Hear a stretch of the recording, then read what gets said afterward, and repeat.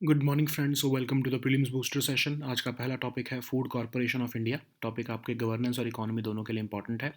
Ministry of consumer affairs ने authorised capital जो है एफसीआई की उसको बढ़ाकर 21,000 करोड़ कर दिया है। तो फूड कॉरपोरेशन ऑफ इंडिया है क्या? स्टेचुटरी बॉडी है, 1965 में बनाई गई थी ये। मिनिस्ट्री ऑफ कंज्यूमर अफेयर्स के अंडर आती है, याद रखो, नॉट मिनिस्ट्री ऑफ एग्रीकल्चर। और ये मेजर शॉर्टेज ऑफ ग्रेन्स जब हुई थी, खासकर वीट, उस टाइम पर बनाई गई थी।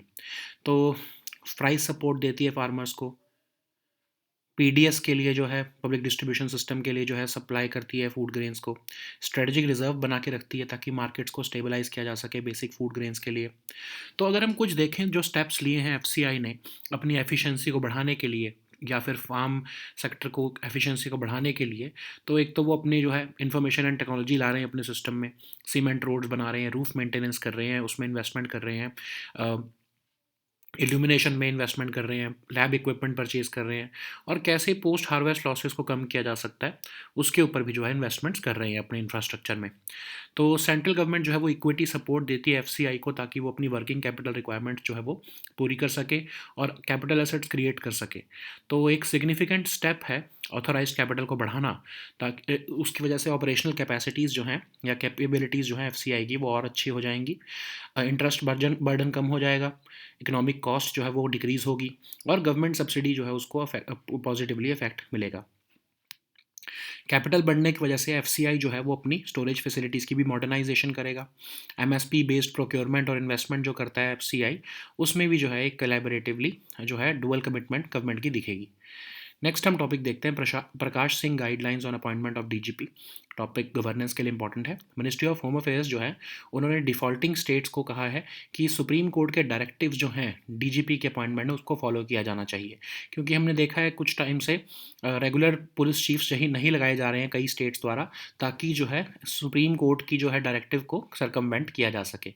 तो डीजीपी आपको पता है हाईएस्ट रैंकिंग पुलिस ऑफिसर होते हैं किसी भी स्टेट या यूनियन टेरिटरी में, है ना। तो जो पुराना रूल, जो प्रकाश सिंह जजमेंट का रूल है 2006 के हिसाब से, उसमें कहा गया था कि डीजीपी जो है वो स्टेट गवर्नमेंट सेलेक्ट करेगी 3 senior most officers of department में से, जो कि प्रमोशन के लिए एम्पैनल्ड होंगे। प्रमोशन जो है वो लेंथ ऑफ सर्विस के बेस पर होगी, गुड रिकॉर्ड के बेस पर होगी, एक्सपीरियंस के रेस पर के बेस पर होगी। और जब ऑफिसर सिलेक्ट हो जाएंगे तो उनको एक मिनिमम टेन्योर मिलेगा कम से कम 2 साल का, ताकि वो ठीक से सर्व कर सकें। फिर 2018 में जो है ये डायरेक्टिव को जो है एक तरह से रिवाइज़ किया गया। उसमें कहा गया कि जो प्रपोजल्स हैं वो यूपीएससी को भेजे जाएंगे 3 महीने पहले, बिफोर जो एग्जिस्टिंग डीजीपी रिटायर हो रहे हैं। यूपीएससी ने जो है पैनल ऑफ नेम्स सजेस्ट किए और कहा कि उसके हिसाब से जो है 2 ईयर्स के ऑफ सर्विस जो है जो भी सिलेक्टेड डीजीपी होगा उनको मिलेंगी। और स्टेट्स जो हैं, जो पैनल है वो यूपीएससी को भेजेंगी, और स्टेट्स जो हैं वो डीजीपी एक्टिंग बेसिस पर जो है अपॉइंट नहीं कर सकती हैं, ठीक है। तो जो है अपॉइंटेड पर्सन्स जो हैं उनको जो है अपॉइंटिंग पर्सन्स जो हैं उनके रिटायरमेंट पर जो है उनको प्रकाश सिंह वर्डिक्ट केसेस पर उनकी अपॉइंटमेंट होगी बेसिकली। और स्टेट और सेंट्रल के जो रूल्स हैं वो सुप्रीम कोर्ट की अगर डायरेक्शंस के अगेंस्ट जा रहे हैं तो उनको जो है वो खारिज कर दिया जाएगा। तो कई स्टेट्स ने इन लॉज को इस डायरेक्शन को बाईपास करने के लिए लॉज बनाए, एग्जीक्यूटिव ऑर्डर्स पास किए। जैसे कि पुलिस, उन्होंने कहा कि पुलिस और पब्लिक ऑर्डर जो है वो स्टेट का सब्जेक्ट है। पार्लियामेंट जो है जब तक लॉ नहीं बनाती तब तक स्टेट्स अपने ही लॉज या फिर अपने एग्जीक्यूटिव ऑर्डर्स पास करके यूपीएससी की जो है अथॉरिटी को डाइल्यूट कर रही हैं, ठीक है। तो सुप्रीम कोर्ट ने Prakash Singh judgement on police reforms में कहा कि अगर हम इस केस का बैकग्राउंड देखें तो प्रकाश सिंह ने 1996 में सुप्रीम कोर्ट में पीआईएल फाइल की कि पुलिस रिफॉर्म्स जो है वो आप जो है वो करो। सुप्रीम कोर्ट ने सारी स्टेट्स और यूटीज़ को कहा पुलिस रिफॉर्म्स करने को, और लिस्ट ऑफ स्टेप्स दिए कि जिसकी वजह से जो है पुलिस बिना पॉलिटिकल इंटरफेरेंस के जो है वो चल सके। पहले तो कर दिया कि टेन्योर फिक्स कर दिया, minimum tenure, selection of DGP की जो है वो पूरा प्रोसीजर निकाल दिया, है ना। फिर पुलिस एस्टेब्लिशमेंट बोर्ड्स बनाने को कहा जिसमें कि पुलिस ऑफिसर्स और सीनियर ब्यूरोक्रेट्स होंगे, ताकि पॉलिटिकल लीडर्स की जो पावर ऑफ पोस्टिंग और ट्रांसफ़र है वो कम की जा सके या ख़त्म की जा सके। फिर स्टेट पुलिस कंप्लेंट्स अथॉरिटी बनाने को कहा, ताकि जो एग्रीव्ड लोग हैं, कॉमन पीपल, वो पुलिस के एक्शन से जो अग्रीव्ड हैं वो उसको अप्रोच कर सकें। फिर जो इन्वेस्टिगेशन और लॉ एंड ऑर्डर फंक्शंस हैं पुलिस के, उनको सेपरेट करने को कहा गया। स्टेट सिक्योरिटी कमीशन बनाने को कहा गया और एक नेशनल सिक्योरिटी कमीशन बनाने को कहा गया जो कि गवर्नमेंट को एडवाइस करेगा ब्रॉड पॉलिसी गाइडलाइन गाइडलाइंस पे, जो कि पुलिस रिफॉर्म्स के ऊपर होगा काम जिनका, ठीक है। तो किसी भी स्टेट ने इसको फुली कंप्लाई नहीं किया। 2006 के बाद अगर हम देखें 18 स्टेट्स जो है उन्होंने अपने अपने पुलिस एक्ट पास कर दिए, और सम स्टेट्स जो है उन्होंने तो कहा कि सुप्रीम कोर्ट की जजमेंट ही फ्लॉड है और सीएम के पास कुछ डिस्क्रिशन होनी चाहिए। तो अगर हम देखें तो आंध्र प्रदेश, तेलंगाना, यूपी और पंजाब, इन्होंने टेम्पररी डीजीपीज अपॉइंट करने शुरू कर दिए, ताकि जो है सुप्रीम कोर्ट की जो वर्डिक्ट है या जो गाइडलाइंस है वो लागू ही ना करनी पड़े, ठीक है। तो इसीलिए जो है होम मिनिस्ट्री कह रही है कि सुप्रीम कोर्ट के डायरेक्शंस को फॉलो करो, यूपीएससी गाइडलाइंस को फॉलो करो, और ये टेम्पररी या एक्टिंग डीजीपीज लगाने का जो प्रोसेस है इसको बंद करो, एक्सेप्ट एक्सेप्शनल सर्कमस्टांसिस में ही सिर्फ इसको यूज़ कर सकते हैं, ठीक है। नेक्स्ट हम टॉपिक देखते हैं पल्सेस कन्वेंशन 2024। ये टॉपिक आपके इकोनॉमी के लिए इम्पॉर्टेंट है। तो इसीलिए यूनियन मिनिस्टर ऑफ एग्रीकल्चर जो हैं वो पल्सेस कन्वेंशन को जो है उन्होंने में पार्टिसिपेट किया है, जिसमें ग्लोबल पल्सेस कन्फेडरेशन और national agricultural cooperative marketing federation of India limited जो है वो उन्होंने इसको ऑर्गेनाइज़ किया। तो नैफेड एक जो है ऑर्गेनाइजेशन है जो marketing cooperatives for agriculture produce के लिए जो है काम करती है। अक्टूबर 1958 में इसको एस्टैब्लिश किया गया था multi state cooperative societies act के अंदर, और ये एक एपेक्स ऑर्गेनाइजेशन है मिनिस्ट्री ऑफ एग्रीकल्चर के अंडर। नैफेड के ऑब्जेक्टिव्स क्या हैं? ऑर्गेनाइज करना, प्रमोट करना, डेवलप करना, marketing, processing, storage of agricultural, horticultural और फॉरेस्ट प्रोड्यूस। तो जीपीसी क्या है? जीपीसी एक नॉन प्रॉफिट ऑर्गेनाइजेशन है दुबई बेस्ड, जो कि पल्स इंडस्ट्री वैल्यू चेन को रिप्रेजेंट करती है। इंडिया में अगर हम पल्स प्रोडक्शन देखें तो एनुअल लेग्यूमिनस क्रॉप है, जो कि 1 to 12 ग्रेन्स ऑफ सीड्स को जो है रिप्रेजेंट करती है। और जो जो पल्सेस हैं ये सिर्फ ड्राई ग्रेन को ही हम जो है कहते हैं बेसिकली। तो जो ग्रीन जो फूड के लिए जो है हार्वेस्ट की जाती हैं उनको हम वेजिटेबल क्रॉप्स कहते हैं, ग्रीन जो क्रॉप्स होती हैं। तो हेल्दी सॉइल्स चाहिए होती हैं, क्लाइमेट चेंज में हेल्दी सॉइल्स बनाने में कंट्रीब्यूट करती हैं, क्लाइमेट चेंज मिटिगेशन में हेल्प करती हैं, ये नाइट्रोजन फिक्सिंग इनका प्रॉपर्टीज़ होती है। खरीफ, रबी, जायद तीनों सीजन्स में जो है एग्रीकल्चरल ईयर के ये पल्सेस जो है वो काम कर हमारे जो है उगाई जाती हैं। इंडिया लार्जेस्ट प्रोड्यूसर, कंज्यूमर और इम्पोर्टर तीनों ही है पल्सेस का। रबी पल्सेस जो है वो सबसे ज़्यादा कंट्रीब्यूशन देती है हमारी टोटल प्रोडक्शन में, ठीक है। तो गवर्नमेंट भी ऑफ कोर्स हेल्प कर रही है, जैसे नेशनल फूड सिक्योरिटी मिशन के थ्रू, फिर जो है स्टेट्स और यूटीज़ को जो है असिस्टेंस दी जाती है प्राइस सपोर्ट स्कीम के through, price deficiency payment scheme, private procurement stockist scheme, minimum support price farmers को दिया जाता है, ठीक है। तो अगर हम देखें तो जो हाइलाइट्स हैं स्पीच की मिनिस्टर ऑफ एग्रीकल्चर की, तो इंडिया जो है वो सेल्फ रिलायंट बन चुका है चिकपीस और कई अदर पल्स क्रॉप्स में, और हम चाहते हैं कि हम 2027 तक टोटली हम सेल्फ सफिशिएंट हो जाएं पल्सेस में। प्रोडक्शन ऑफ पल्सेस जो हैं वो 16.32 मिलियन मेट्रिक टन्स 2015-16 के हिसाब से बढ़कर अब जो है 26 मिलियन मेट्रिक टन्स हो चुकी है इनकी प्रोडक्शन। और गवर्नमेंट ऑफ इंडिया ने भारत जो है ब्रांड भी निकाला है, जिसमें भारत चना दाल जो है वो 25% ऑफ इंडिया की मार्केट फॉर ग्राम पल्सेस जो है वो कैप्चर ऑलरेडी कर चुका है, ठीक है। ऐसे और भी कई चीज़ें आती हैं भारत ब्रांड की, आटा आता है, जो है दाल आती है, इवन राइस भी आने वाला है, ठीक है। तो नेक्स्ट हम टॉपिक देखते हैं GSLV F14 या इनसैट 3DS। तो ये टॉपिक आपके साइंस एंड टेक के लिए इंपॉर्टेंट है। तो मीटरोलॉजिकल सैटेलाइट इनसैट 3DS जो है वो जियो सिंक्रोनस लॉन्च व्हीकल GSLV द्वारा जो है वो स्पेस में लॉन्च की जाएगी। तो GSLV क्या है? 3 स्टेज लॉन्च व्हीकल है। फर्स्ट स्टेज इसका सॉलिड प्रोपेलेंट है, सेकंड स्टेज इसका अर्थ स्टोरेबल प्रोपेलेंट स्टेज है, थर्ड स्टेज में जो है वो इसका क्रायोजेनिक स्टेज आता है, जिसमें लिक्विड ऑक्सीजन और लिक्विड हाइड्रोजन आते हैं, ठीक है। तो मिशन है क्या? मिशन जो है इनसाइट 3DS सैटेलाइट का वो एक फॉलो ऑन मिशन है थर्ड जनरेशन मेट्रोलॉजिकल सैटेलाइट का, जो कि फुली फंडेड है by ministry of earth sciences, और ये मेट्रोलॉजिकल सर्विसेज को ऑगमेंट करेगा, ठीक है। तो अर्थ के सरफेस को ओशियानिक ऑब्जर्वेशंस कैरी आउट करने के लिए, मॉनिटर करने के लिए हेल्प करेगा, डेटा कलेक्शन, डेटा डिसेमिनेशन में हेल्प करेगा, सैटेलाइट एडेड रिसर्च और रेस्क्यू सर्विसेज प्रोवाइड करेगा, okay.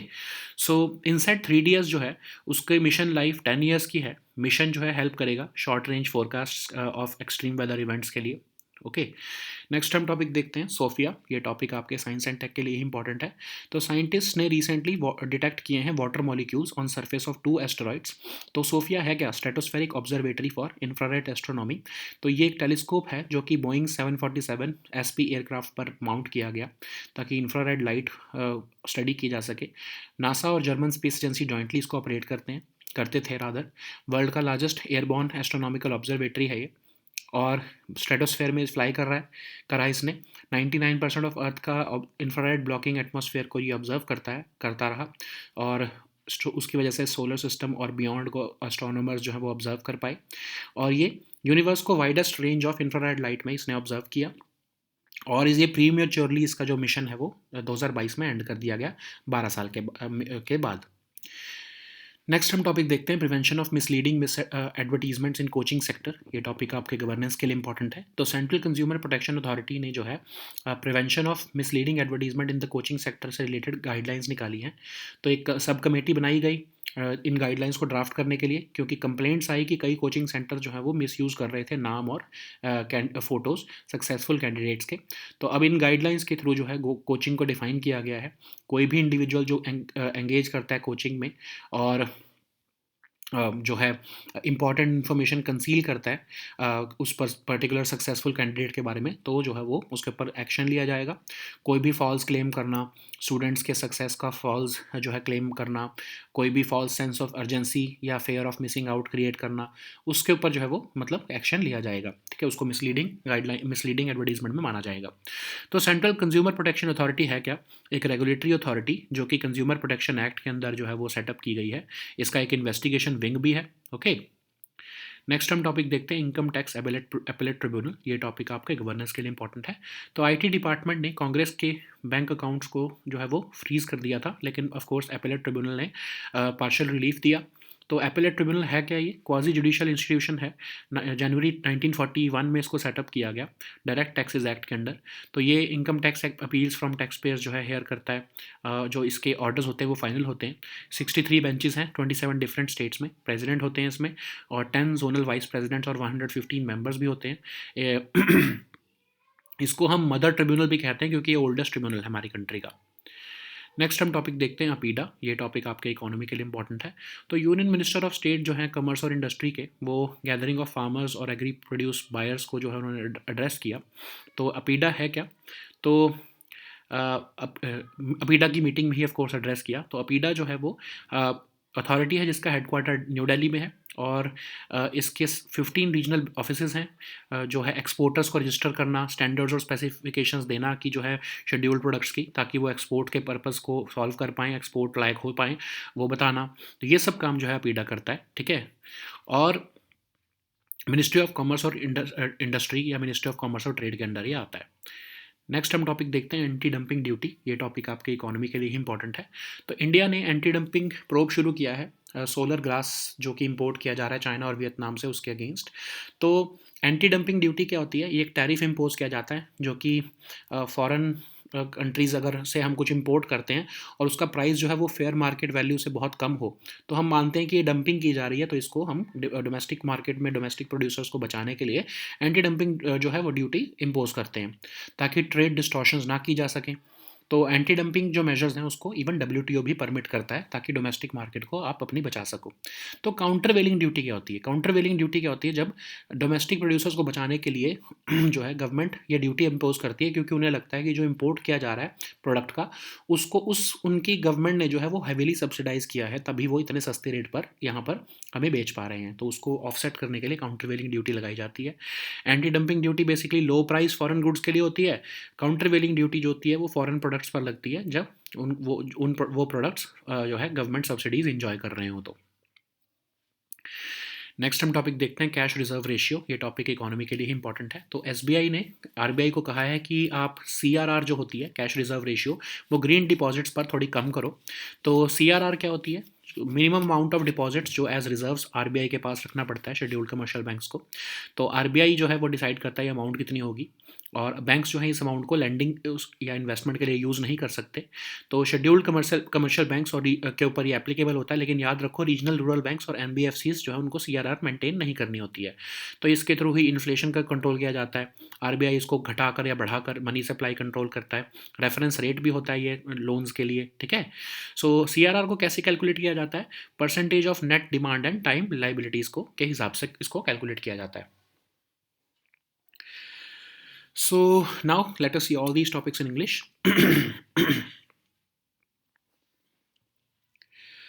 So the first topic is Food Corporation of India. This topic is important for your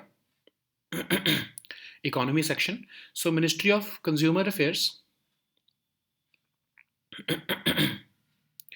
So Ministry of Consumer Affairs has increased the authorized capital of state-run FCI from 10,000 crore to 21,000 crore so as to enhance the operational capabilities and fulfill its mandate effectively.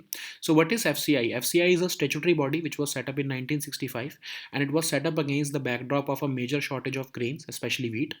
So the FCI is mandated to provide effective price support to farmers.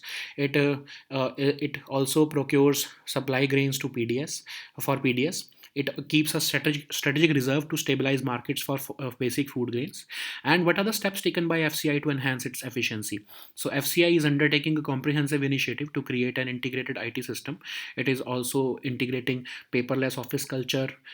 It is constructing cement roads, investing in roof maintenance and other infrastructure, including lab equipment, so as to reduce post-harvest losses for the farmers also.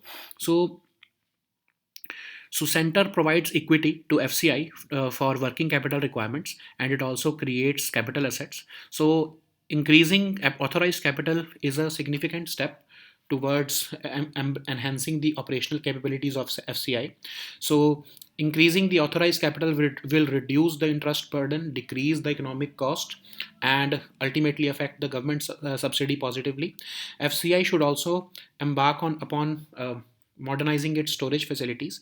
Government's dual commitment to MSP-based procurement and investment in FCI's operational capacity signifies this collaborative effort towards modernization of agricultural sector and empowering our farmers. So the next topic is Prakash Singh guidelines on appointment of DGP. This topic is important for your governance section. So Ministry of Home Affairs has told defaulting states to follow the Supreme Court guidelines on appointment of DGP.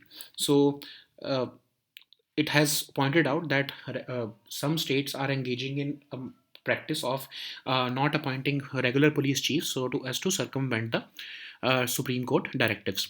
So DGP shall be selected by state government from among three senior most officers of the department, and the promotion should be based on their length of service, good record, and experience. So these were certain guidelines which were issued by Supreme Court judgment in 2006, which were amended in 2018.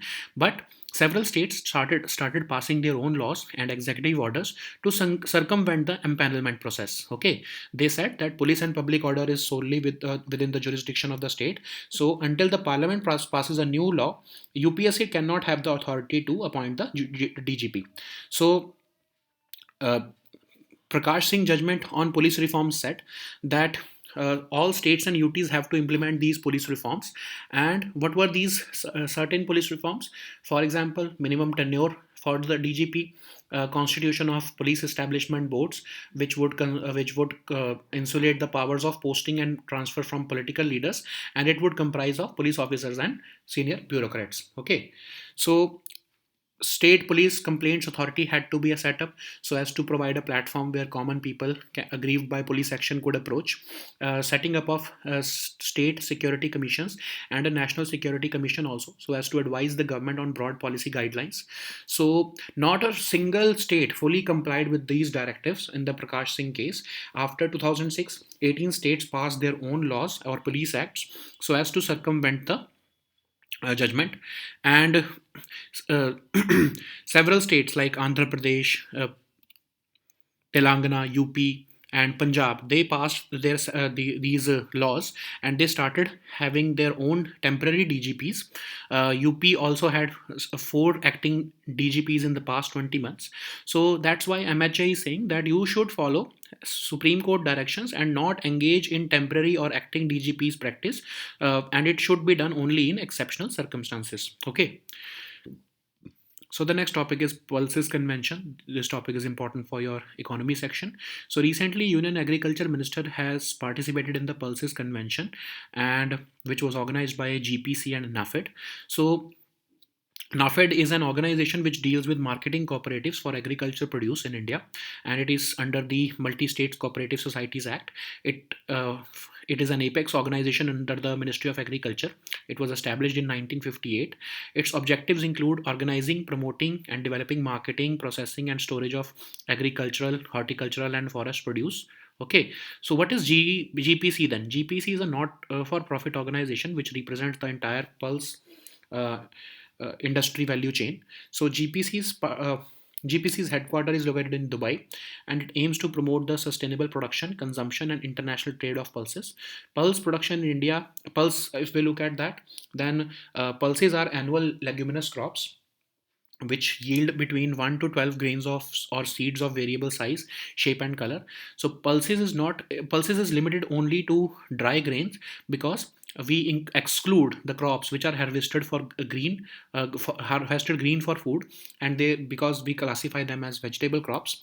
So pulses are very important because they contribute to healthy soils and climate change mitigation through nitrogen fixing properties. We have in India, Kharif, Rabi, and Zaid crops, pulses, and India is the largest producer, consumer, and importer of pulses. Rabi pulses contribute more than 60% of our total production. So, government has been contributing through National Food Security Mission of Pulse, Price Support Scheme, Price Deficiency Payment Scheme, Private Procurement Stockist Scheme, etc., and even MSP. So, the minister has said that India has become self-reliant in chickpeas and many other pulse crops, and we have an aim to attain self-sufficiency in pulses by 2027. The production of pulses has increased from initial level of 16.32 million metric tons during the period of 2015-16 to now 26 million metric tons. Okay, government has also introduced the Bharat brand, through which Bharat Chana Dal has also been introduced, which has already captured 25% of India's gram pulses market. So the next topic is INSAT 3DS. This topic is important for your science and tech section. So meteorological satellite INSAT 3DS will be launched into space on board a GSLV vehicle. So GSLV F-14 is a three-stage launch vehicle which will have the first stage as a solid propellant, the second stage as an earth storable propellant stage, third stage as a cryogenic stage with a 15-ton propellant loading of liquid oxygen and liquid hydrogen. So what is INSAT 3DS? It is a follow-on mission of third generation meteorological satellite. This mission is fully funded by Ministry of Earth Sciences, and it will augment our meteorological services. So the primary objective of the mission include monitoring Earth's surface, carrying out oceanic observations, providing data collection and data dissemination, providing satellite aided search and rescue services. INSAT 3DS will have a mission life of 10 years, and it will help in short range forecast of extreme weather events. Okay. So the next topic is SOFIA. This topic is important for your science and tech section again. So scientists have recently detected water molecules on the surface of two asteroids for the first time ever. So SOFIA was a telescope mounted on a Boeing 747 SP aircraft which studied infrared light, and it was operated jointly by NASA and German Space Agency. It is the world's largest airborne astronomical observatory. It flew into stratosphere, above 99% of Earth's infrared blocking atmosphere, which allowed astronomers to study the solar system and beyond. It observed the universe in widest range of infrared light, and its mission or its project prematurely ended in 2022 after operating for 12 years. So the next topic is prevention of misleading advertisements in coaching sector. This topic is important for your governance section. So Central Consumer Protection Authority has released the draft guidelines for prevention of misleading advertisements in the coaching sector. So a committee was formed which has drafted these guidelines, and it has defined coaching, and it has defined who people who or individuals who engage in coaching, they should not be engaged in misleading advertisements. Such as making false claims, falsely representing student success, or creating a false sense of urgency or fear of missing out. So, what is Central Consumer Protection Authority? It is a regulatory authority which was set up by the Consumer Protection Act of 2019. It also has its investigation wing for investigating the violations. So the next topic is income tax appellate tribunal. This topic is important for your governance section. So recently IT department has froze bank accounts of Congress party, but it was overturned by appellate tribunal. So Income Tax Appellate Tribunal is a quasi-judicial institution which was set up in 1941. It specializes in dealing with appeals under the Taxes Act. It hears income tax appeals from taxpayers. The orders passed by ITAT are final. So presently, it has 63 benches in 27 different states. It has one president who is assisted by 10 zonal vice presidents and 115 members. It is headed by a president and it is appointed by the central government. ITAT is referred to as the mother tribunal because it is the oldest tribunal in the country. So the next topic is APIDA. This topic is important for your economy section. So Union Minister of State for Commerce and Industry has addressed a gathering of farmers and agri-produce buyers, which was organized by APIDA. APIDA is Agricultural and Processed Food Products Export Development Authority, which was set up in 1985 through this act, and its authority has its headquarters in New Delhi. It has its 15 regional offices also. So it registers the persons as exporters. It also fixes the standards and specifications for the scheduled products for the purposes of export. It has its secretariat to the National Accreditation Board also. It also functions as the secretary to the National Accreditation Board also for the implementation of accreditation of certification bodies under the National Program for Organic Production for organic exports. Okay, so the next topic is anti-dumping duty. This topic is important for your economy section. So India has initiated an anti-dumping duty probe into imports of certain solar glass from China and Vietnam following a complaint by domestic players. So what is anti-dumping duty? It is a tariff imposed on imports of imports manufactured in foreign countries, which are priced below the fair market value of similar goods in the domestic market, because it is considered that the target is to dump these products and harm the domestic producers. So to protect local businesses and markets from unfair competition by foreign imports, the government imposes these anti-dumping duties to rectify the trade distortive effect of effects and rectify the and re-establish the fair trade. It is even permitted by the WTO. Okay, so what is countervailing duty then? So this is same form of duty, but it is imposed to protect domestic producers to counter the negative impact of import subsidies which are given by the foreign government to their domestic consumers or domestic producers. Okay, so if we compare countervailing duty with anti-dumping duty is imposed to prevent low-priced foreign goods, and CVD is applied to those foreign products which are enjoying government subsidies in their home country, so their prices are below. Okay. So the next topic is cash reserve ratio. This topic is important for your economy section. So SBI has requested RBI for a lower cash reserve ratio on green deposits which are raised from consumers. So what is cash reserve ratio? It is basically the ratio or a minimum amount of money or deposits which the banks have to maintain as reserves with the RBI. RBI decides the amount and it is kept with them for financial security. So the banks cannot use this amount for lending and investment purposes, and they do not get any interest from the RBI on this also. So it applies only to scheduled commercial banks. Remember, regional rural banks and NBFCs are excluded from it. So through the CRR, RBI controls inflation, it regulates the money supply, it also serves as the reference rate for loans. How is CRR calculated? Currently, there is no CRR formula, but in technical terms, it is calculated as a certain percentage of net demand and time liabilities. Okay. So these were our topics for today. We'll meet next time with new topics. Until then, goodbye and take care.